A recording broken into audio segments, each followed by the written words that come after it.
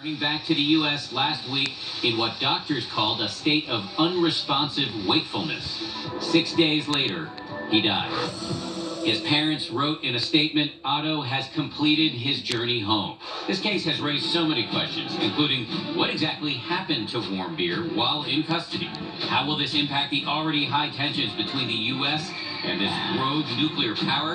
And should Americans be allowed to travel to North Korea? Otto Warmbier arranged his visit through a company called Young Pioneer Tours, based in China.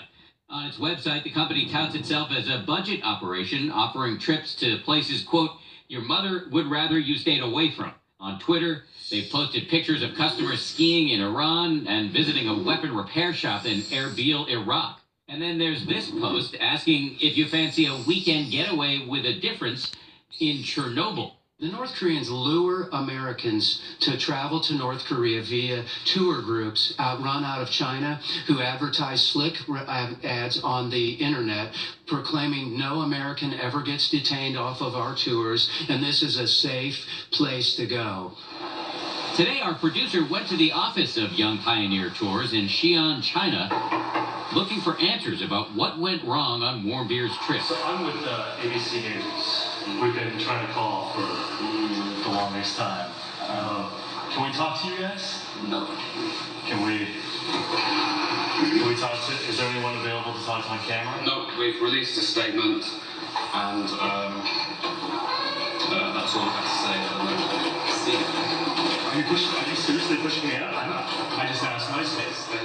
At the time of Otto Warmbier's trip, Young Pioneer Tours described their excursions to North Korea online as extremely safe and answered this question, I'm American, is this a problem? With a chipper, not at all. The company's YouTube page shows Westerners appearing to revel in their new cultural experiences in North Korea, from running the Pyongyang Marathon to observing daily life on the city streets. But earlier this week, the company told ABC News in a statement that it will no longer organize tours for Americans to North Korea. Quote, there had not been any previous detainment in North Korea that has ended with such tragic finality, and we have been struggling to process the result. Now the assessment of risk for Americans visiting North Korea has become too high. The company also offered condolences to Warmbier's loved ones, saying, we had held on to hope that he might recover. We too are reeling with the shock of a young man's life taken well before his time. Warmbier was just one of hundreds of Americans who travel to North Korea every year. North Korea has been on my bucket list for some time. Andrew Byrne went to North Korea just a few months ago on a Young Pioneer tour, even while Otto Warmbier was being held captive. People were very clear that any deviation from what's expected of you could result in being detained or worse. They were not shy about letting us know that it's very important that we behave as instructed. These are tightly controlled tours. These are tours that earn hard currency for the Kim regime. It's spent on weapons, nuclear weapons, ballistic missiles. It's spent on keeping the elites happy. This week, Young Pioneer Tours announced it will no longer be bringing Americans traveling on U.S. passports to North Korea.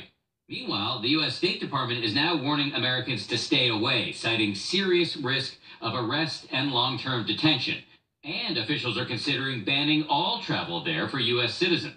In reality, one small mistake can have disastrous consequences when traveling in dangerous countries. Do you have any indications that you're going to get released? Do you have any indications from the Iranian government? No. In 2009, these three Americans, Sarah Shord, her boyfriend Shane Bauer, and their friend Joshua Fatal, were captured hiking along the Iranian border and charged with espionage. Shord spent more than a year in an Iranian prison, partially in solitary confinement, before being released on humanitarian grounds. I stand before you today only 1/3 free.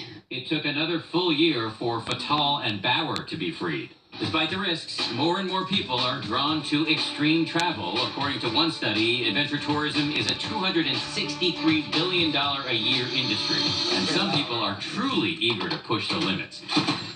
This is Andrew Drury's idea of a good vacation. Here we target for snipers at any time.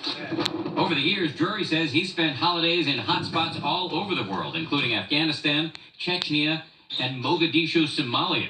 I went to the first time to Mogadishu around about Christmas time, and then I can remember saying goodbye to my children and actually thinking for the first time I could be saying goodbye for the last time. He told ABC's Lama Hassan that he went because he wanted to find the wreckage of the Black Hawk Down helicopter.